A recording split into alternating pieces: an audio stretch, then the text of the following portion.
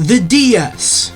I got a soft spot for this little system. I don't think it was the first console I've ever owned, but it was the first one I remember playing. So, yeah, a lot of my earliest gaming memories come from this little handheld guy. So, I thought, you know, why not? I want to count down my top 10 favorite DS games. Now, this is my opinion. A lot of games that you're probably expecting might not be on here, and some games you probably don't expect to be on here are on here. Anyways, let's just get into this, but before we do that, you know what to do. Be sure to subscribe and hit the bell and leave a comment, or I will crush you with a giant DS. I wanted to give to you, in the last part of your notes here, the significance spiritually of the number 10 in the Bible. It's always Mario who has to save Peach in his many games, but how about the roles reversing? That's right, it's easy to forget that Princess Peach herself has her own game with Super Princess Peach, but it's pretty solid.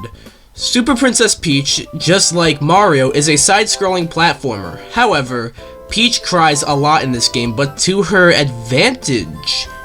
She can cry and it lets plants grow, and she can use those plants as platforms. Damn, I wish my depression can do that. Admittedly, Super Princess Peach isn't particularly anything groundbreaking, but it's unique. Aside from the fact that you play as Peach, it just feels different from Mario. Super Princess Peach is a solid Mario spin-off that sorta has its own identity and a solid addition to the DS library.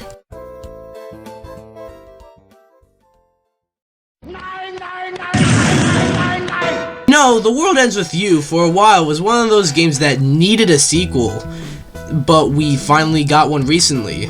We're not talking about that one though, because it's not a DS game. And it's great and all, because The World Ends With You is awesome. It's definitely a unique RPG. You play as a socially awkward teen named Neku, who has missions, and if he fails the missions, he gets erased from existence, I guess. The World Ends With You is just filled with personality, whether it be the many characters, enemies, bosses, the music. This entire game, while your main protagonist might contradict this, it's filled with personality. Not to mention the comic book style dialogue I thought was a splendid touch and really sets itself apart from most other RPGs out there. Throw that in with a nice complex story and you have a great game. So I'm going to be giving this flavor 8.5 out of 10 scoops.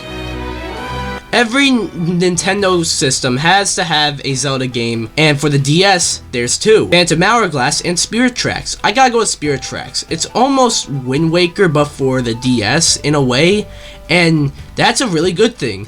The controls function very damn well with the touchpad, as it's an entirely a touchpad game, so it pulls it off seamlessly.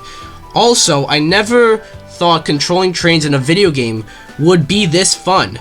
But I guess this is something I didn't know I wanted. Thanks, I guess. Not to mention, Spirit Tracks looks pretty damn good for a DS game, and Ghost Zelda is a better sidekick than fucking Fi or Navi can ever be. Spirit Tracks might not be held in a similar regard as other Zelda games like Link to the Past, Majora's Mask, A Link to the Worlds, or Ocarina of Time, but it's still a damn good game. 36. Very close, but that's not it. Let's go to Gary the Retard. What number between 2 and 4? 7. Now, I'm not gonna lie, I'm not the biggest fan of Pokemon. Hell, I wasn't even gonna have any Pokemon game on this list. But Pokemon Diamond, Pearl, and Platinum are all pretty damn good and are arguably peak Pokemon. This gen of Pokemon brought in many great features, since the DS was kind of revolutionary for being able to connect with friends without needing a link cable. Diamond, Pearl, and Platinum is the very first Pokemon game where you don't need a link cable to play with friends, which is a huge deal for Pokemon. Then throw that in with the online functionality, and that's pretty solid. Not to mention the Pokemon are great in this game, and the game is overall hella fun. Too bad Game Freak can't make Pokemon like this anymore. although I did hear that the remakes are pretty solid. Huh. Okay, Mrs. Puff, what's my final score? 6. Contra, a solid franchise that Konami hasn't really done much lately, just like most of their franchises. Well, the last good Contra game was Contra 4 on the DS, and damn was it good. Contra 4 felt like a nice return to form for Contra. It was almost like, hey, forget about all these other Contra games. Contra 3 on the Super Nintendo was the last one before Contra 4. And Contra 4 might be the best one. Maybe, I don't know. It's hard, but the difficulty is part of Contra's identity. Not to mention, the game utilizes the dual screen very well, and it's very addicting. It's almost like an arcade game as you keep coming back for more. Again, too bad Konami have been in some cryosleep for the past 7-ish years and have been taken over by evil variants, because we can be getting more games like this. Oh, chills. Literal chills. It was number 5. Number 5 killed my brother. Oh my god, I forgot about that. Alpha Dream, may they rest in peace, made some great Mario and Luigi games. The best one is probably Bowser's Inside Story. Mario and Luigi Bowser's Inside Story was very different for Mario at the time. Mario never really gave much of a shit about story, and still doesn't really, but Bowser's Inside Story does. I mean, it's got story in the title. Not to mention, speaking of the title, you also get to play as Bowser, and the game even starts inside of Bowser's belly. What the fuck? This is crazy. I love how the game gradually gets crazier and crazier as it goes on as well. And Mario and Luigi Bowser's Inside Story is definitely the wacky and outlandish kind of Mario game that we should see more of. And it's unfortunate that Mario and Luigi as a series is kind of dead, at least as we know it, because Alpha Dream. But this game was great.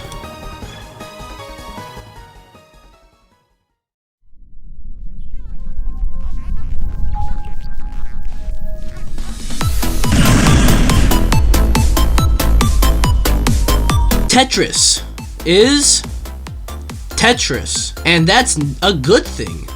I feel like every console has their own version of Tetris in some way, and the DS, of course, has Tetris DS, and it is phenomenal. I know we like to look at every Tetris game and dismiss them as just the same game, but no.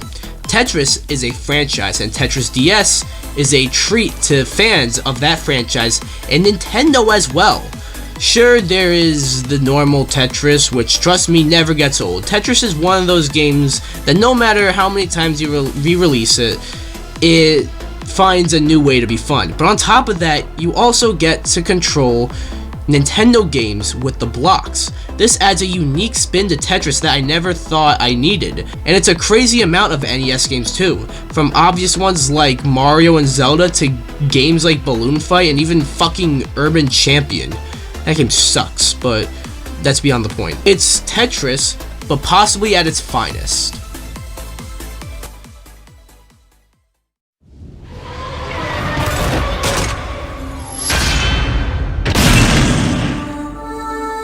The DS was home to many Castlevania games when they were in their Metroidvania stage. Most of them are great, but the greatest one is Castlevania Order of Ecclesia. Order of Ecclesia is an interesting Castlevania game as you don't play as any of the Belmonts but rather Shinoa, and you don't use any whips, you use swords and a big boy sword. The way you traverse through levels because of that is also very different, and because of that the combat feels different too, but the different stuff doesn't mean bad because this is a good different. The story is great, the game looks great for the DS, and if only this game sold better as it really disappointed sales-wise, then damn. Castlevania Order of Ecclesia was the last 2D Castlevania game we've ever got, and although it should have sold better, it was a great 2D Castlevania game to go out on, and a great game for the DS.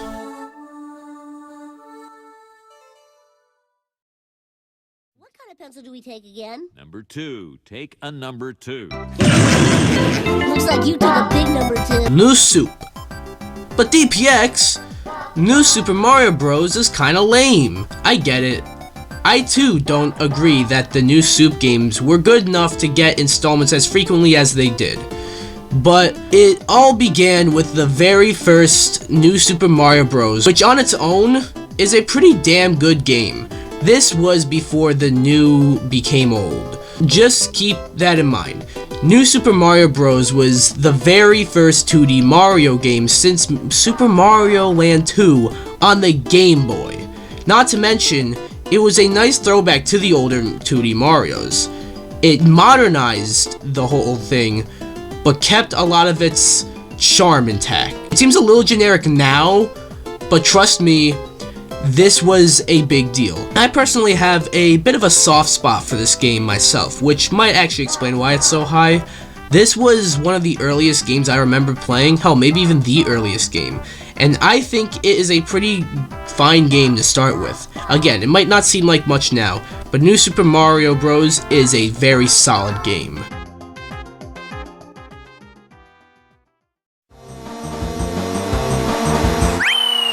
I'm Luigi, #1. I'm sure you figured out by now that number 1 is actually Mario Kart DS, but holy shit, this game is awesome. Mario Kart DS is not only the best DS game, but in my opinion, the best Mario Kart game. Its pureness might have something to do with it, because it's just pure Mario Kart, but I feel at its finest. Mario Kart DS has a small but nice selection of characters, small but nice selection of tracks, a feature that lets you customize your own karts, and I feel the first Nintendo game ever to have online play? That is quite a great game to do that with. And like New Soup, Mario Kart DS is also one of the earliest games I personally remember playing, so I also have a soft spot for this game personally. But everything about Mario Kart DS places it at number 1 as the best DS game. That was my top 10 best games on the DS. You agree with me? I know you're not going to agree with me because this was my own personal top 10 list. What do you guys think? Should you like this video, come subscribe, or I will crush you with the giant DS. I'll close it on you and your bones will be crushed. Bye guys!